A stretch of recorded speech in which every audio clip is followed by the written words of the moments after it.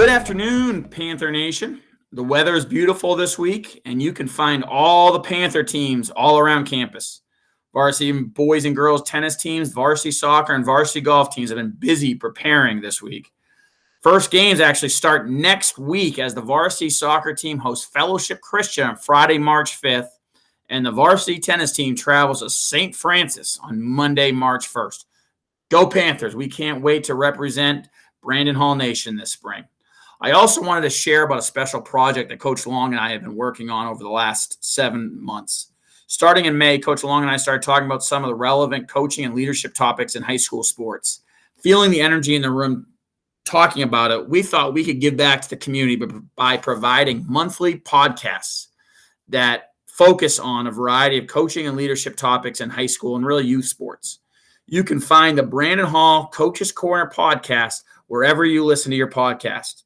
Check us out. We'd love to hear your thoughts. Have a great Wednesday, Panther Nation, and back to you.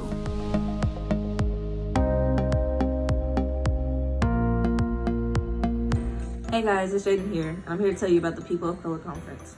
For a week, 3 other leaders from Brandon Hall and I attended the People of Color Conference, and I'm so grateful for the experience. During the conference, I learned a lot about myself and found new ways to improve our school and the Black Student Union that Jim and I started. Each day of the conference, I attended group sessions and then went to the Black/African American Affinity Group. Within the group sessions, we talked about our identities, and each day we focused on a different part of them. For example, one day we focused on race, and another we focused on socioeconomic statuses, while another day we focused on sexual orientation. On those days, we discussed how we see ourselves and how we identify within each. We even discussed how we could be more sensitive or even more supportive to other identities within our school. It was an opportunity to grow and challenge myself. In the affinity group, I talked with other Black leaders and learned how they run their Black student unions at their schools. I listened to them and the struggles they face now and the struggles they face with getting it started. While listening, I came up with a few ideas for the school. For example, I think we should have mandatory forums for teachers and students, and workshops that will also be mandatory. I think we should have a Black History Spirit Week here at the school. These are just a few of the ideas I came up with after talking with these wonderful leaders. While discussing the problems we face at the school, I was happy to say that I couldn't relate Brandon Hall to some of the problems that these students have.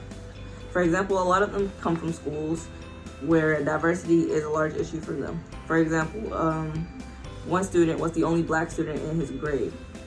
I was happy to say that I attended a school where diversity is not an issue at all. I was very appreciative in that moment because I could relate to how they felt due to my past experiences at my last school. It was amazing to hear from so many young, educated Black leaders wanting to see a change in their school. It was definitely an empowering experience. I love the People of Color Conference. I took so much from it and will be forever grateful for the opportunity to attend. My experience at the NAIS Student Leadership Diversity Conference was pretty amazing. We got on Zoom every day and talked about tough topics like race, sexuality, and economic status. Every day that I logged on to the Zoom meeting, I was greeted with a smile and also music from the staff members and counselors that would play music. And then along with just the staff, the students were nice too, so that was a plus. And they would put us into these breakout rooms in which we would talk about how we can make our community a better place and things that we can do to ensure people in our community feel safer. And that was pretty powerful. We did things like we had a session in which people would raise their hand if they're going through this or that. And it's just eye-opening to see that other people go through the same things that you go through. So that was pretty amazing. And if I were to do it, I would totally do it again. Hi, I'm Henry. I was really honored to be one of the 4 students representing Brandon Hall School to attend Student Diversity Leadership Conference. The conference was a really good place to discuss everything that's a student concern, but most importantly, human rights. During the conference, I had a chance to meet a lot of amazing human beings with different ways of thinking, expressing their ideas, and awesome personalities that gave me a good vibe throughout the conference. For the whole week, even though the conference was virtual, I can barely feel the distance between people. because all the students were really friendly and they are really open to talk about absolutely anything that we concern in our student lives. The adults are really sweet and funny. They know how to bring up the right topic for the student to talk about. And most important thing, they give the most inspirational and emotional speeches about value of a human being and the power of people of color.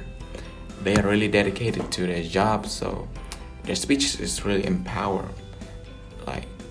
they empower myself, and I believe all the students in the conference too.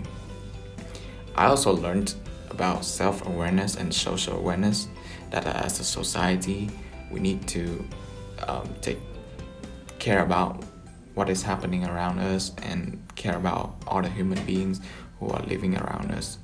So I just have a small message that as a community of Brandon Hall School, please take care of yourself and take care of each other. Peace.